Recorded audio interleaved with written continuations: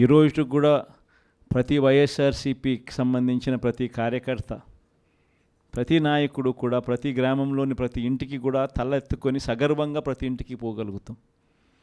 మా ఎన్నికల మేనిఫెస్టోలో మేము ఇవన్నీ చెప్పాము.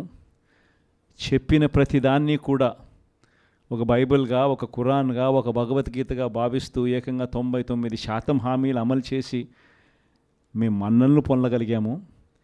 మాకు కోవిడ్ లాంటి సమస్యలు ఎదురైనా కూడా ఏ రోజు సాకులు చూపించలేదు, ఏ రోజు ఇవ్వకుండా ఉండడానికి కోసం కారణాలు వెతుక్కోలేదు. మా నాయకుడైనా, మా పార్టీ అయినా, మేమైనా విలువలతో రాజకీయాలు చేశాం, విశ్వసనీయతతో రాజకీయాలు చేశాము అని ప్రతి ఇంటికి వెళ్ళి సగర్వంగా తలెత్తుకుని చెప్పగలిగే మనం చేసిన మంచి ప్రతి ఇంట్లో కూడా ఇవాళటికి కూడా బ్రతికే ఉంది.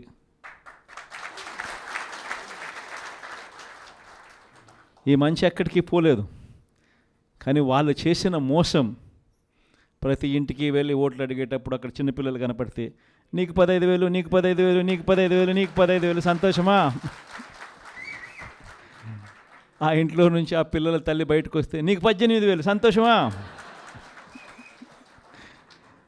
ఆ ఇంట్లో నుంచి ఇంకొక అక్కచెల్లెమ్మ ఎవరైనా బయటకు వస్తే నీకు కూడా 18,000, సంతోషమా?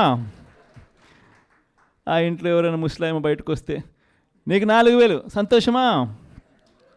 అని ఇట్లా మాటలకు నిజంగా ఇటువంటి అబద్ధాలకు, ఇటువంటి మోసాలకు కాస్త ఆ ఇంట్లో ఒక 20 ఏళ్ళ పిల్లోడో 18 ఏళ్ళ పిల్లోడో ఎవడన్నా బయటకు వస్తే నీకు నెల 3,000 రూపాయలు నిరుద్యోగ వృత్తి, నీకు సంతోషమా? ఇవన్నీ మన కళ్ళ ముందన్నీ చూసినాం. అంటే ఇటువంటి ప్రలోభాలకు ప్రజలు కూడా ఏమో జగన్ చేసినాడు కదా, జగన్ బాగానే చూసుకున్నాడు మమ్మల్ని అందరినీ, జగన్ పలావ్ పెట్టాడు, చంద్రబాబు నాయుడు బిర్యానీ పెడతానంటున్నాడు,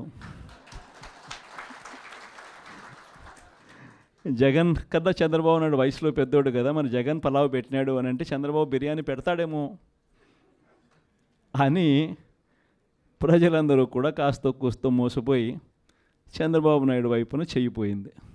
కేవలం 2.5 నెలల్లోనే ఒక ప్రభుత్వం మీద ఇంత వ్యతిరేకత రాగలుగుతుందా అన్న ప్రశ్నకు ఏదైనా ఎగ్జాంపుల్ ఏదైనా ఉంటుంది అని అంటే అది చంద్రబాబు నాయుడు గారి ప్రభుత్వమే అని చెప్పి కూడా చెప్పచ్చు.